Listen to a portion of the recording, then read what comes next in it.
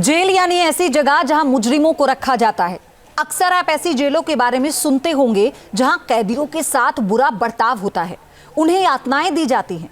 लेकिन सीरिया की सैदनाया जेल में जो कैदी एक बार गया, वो फिर वहां से जिंदा नहीं लौटा।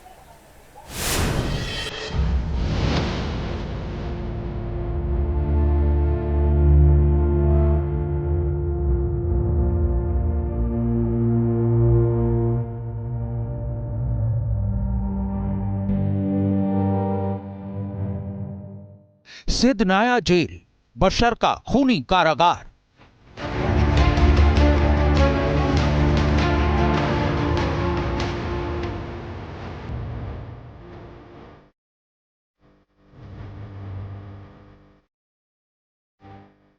असद का अंडरग्राउंड कैद खाना, जो कुख्यात है ह्यूमन स्लॉटर हाउस के तौर पर। एक ऐसी सैन्य जेल जहां सिर्फ 3 मिनट में होता था जिंदगी और मौत का फैसला। यह जेल एक ऐसी पहेली है जिसने सीरिया पर फतेह हासिल करने वाले विद्रोहियों के सब्र का इम्तिहान लेना शुरू कर दिया है। यह है सैदनाया जेल का सबसे डेंजरस और सीक्रेट जोन। यहां कुछ सीनियर अफसर और जल्लाद ही जा सकते थे। इतने सारे फंदों को देखकर अंदाजा लगाना मुश्किल नहीं कि यहां एक साथ एक ही वक्त में कई लोगों को मौत की सजा दी जाती थी। और सबसे खतरनाक है शव को नष्ट कर देने वाली ये मशीन। ये मशीन शव को दबा देती थी, कुचल देती थी, जिससे हड्डियों का बुरादा बन जाए और शव छोटे पैकेट में पैक किया जा सके। British Syrian observatory for human rights की 2021 की एक रिपोर्ट के मुताबिक सैदनाया जेल में 30,000 से ज्यादा लोगों की मौत हो चुकी है। यहां हफ्ते में 2 बार 50 लोगों को सामूहिक फांसी दी जाती थी। फांसी से पहले इस सैन्य जेल में सेना की अदालत में सिर्फ 3 मिनट की सुनवाई होती थी। ज्यादातर मामलों में सैन्य अदालत मौत की सजा का फरमान सुनाती थी। इस रिपोर्ट में यह भी दावा किया गया है कि जेल से शवों से भरे ट्रक निकलते थे और शवों को सामूहिक तौर पर दफन कर दिया जाता था। जेल में क्या हो रहा है, कितने कैदी लाए जा रहे हैं, कितने कैदियों को रिहा करना है और कितने कैदियों को फांसी की सजा देनी है, इसकी जानकारी सिर्फ कुछ सैन्य अफसरों को होती थी। यहाँ कैदियों को बदतर हालत में रखा जाता था, रोजाना पिटाई होती थी। यहाँ रहने वाले कैदी दाने दाने को मोहताज हो जाते थे।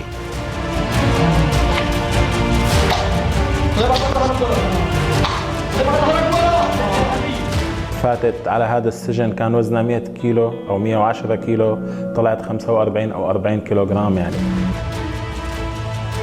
सैदनाया जेल में अब विद्रोही रेस्क्यू अभियान में जुटे हैं। जेल में रास्ते बनाने और गुप्त सेल और तहखाने तक जाने के लिए दीवारें तोड़ी जा रही हैं।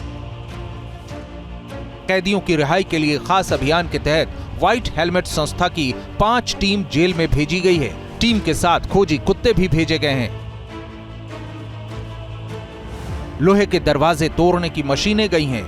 यहां से निकलने वाला हर कैदी आजादी के बाद रो रहा है, बीते दिनों को याद कर तड़प रहा है।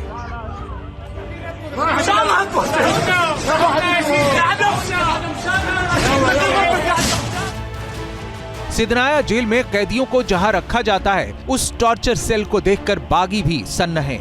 ये जेल से ज्यादा यातना कैंपों का एहसास कराती हैं। हालात ऐसे हैं कि यहाँ कैदियों का जिस्म ही नहीं बल्कि रूह भी कराह उठती रही होगी।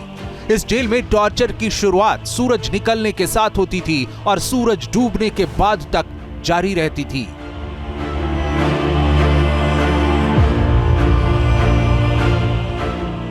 कैदियों को टॉर्चर करने के लिए जिन क्रूर तरीकों का यहाँ इस्तेमाल किया जाता है, उसकी मिसाल न तो यहाँ मौजूदा वक्त में और न ही इतिहास में कहीं और मिलती है। किसी भी नियम को तोड़ने पर यहाँ बिना किसी सुनवाई के एक ही सजा मिलती थी और वो सजा है मौत।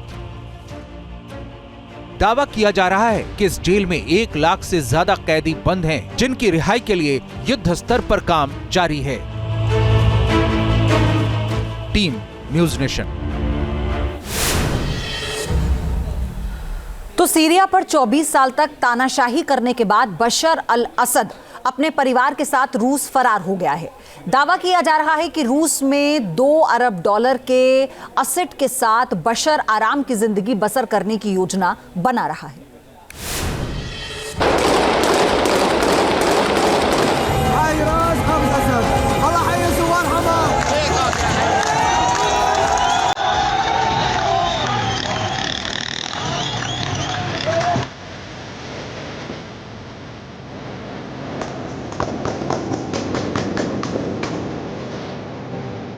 कभी सीरिया में जिस परिवार का सिक्का चलता था,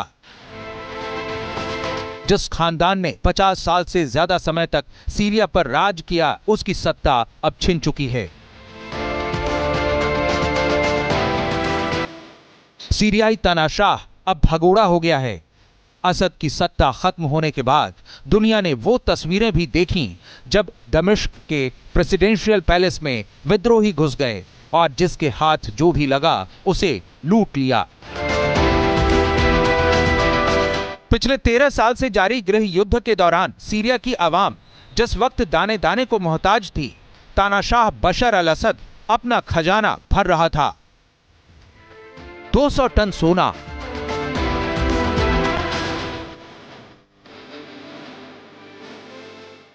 लग्जरी कारों का जखीरा,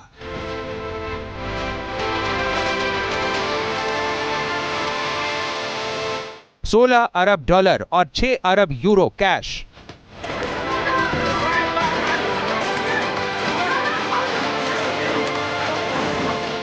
तानाशाह असद की काली कमाई के ये आंकड़े सऊदी अखबार एलाव में ब्रिटिश खुफिया सेवा MI6 के हवाले से पब्लिश हुआ है।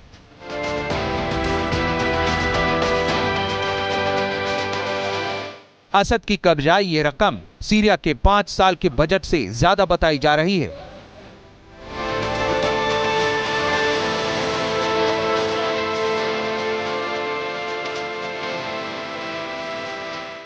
कन्वर्टिबल से लेकर स्पोर्ट्स कार का जखीरा, ऑफ-रोड और हाई एंड कारों की लंबी फहरिस्त, Audi, Ferrari, Rolls Royce, Phantom, Aston Martin, DB7, साथ में दर्जन भर से ज्यादा मर्सिडीज बेंज कूप और कई BMW।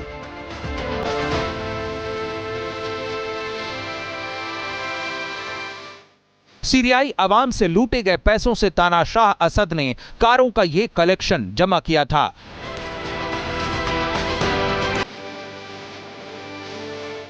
हालांकि सीरिया से भागने के बाद असद की संपत्ति आवाम ने लूट ली है, लेकिन इसके बावजूद दावा किया जा रहा है कि $2 अरब की रकम के साथ असद रूस के किसी खुफिया ठिकाने पर चैन की सांस ले रहा है। एक रिपोर्ट के मुताबिक असद परिवार के पास $200 अरब के एसेट मौजूद हैं। मीडिया रिपोर्ट्स के मुताबिक बशर अपनी पत्नी अस्मा और 3 बच्चों हाफिज, करीम और जेन के साथ रूस में पनाह लिए हुए। डेली मेल की रिपोर्ट के मुताबिक असद परिवार ने मॉस्को में $4 अरब की रकम निवेश कर 20 अपार्टमेंट खरीद रखे हैं। इसके अलावा असद के चाचा ने अकेले मॉस्को में 18 लग्जरी अपार्टमेंट में निवेश कर रखा है। बशर अल असद और असद परिवार ने सीरिया को लूटकर अकूत संपत्ति अर्जित की है।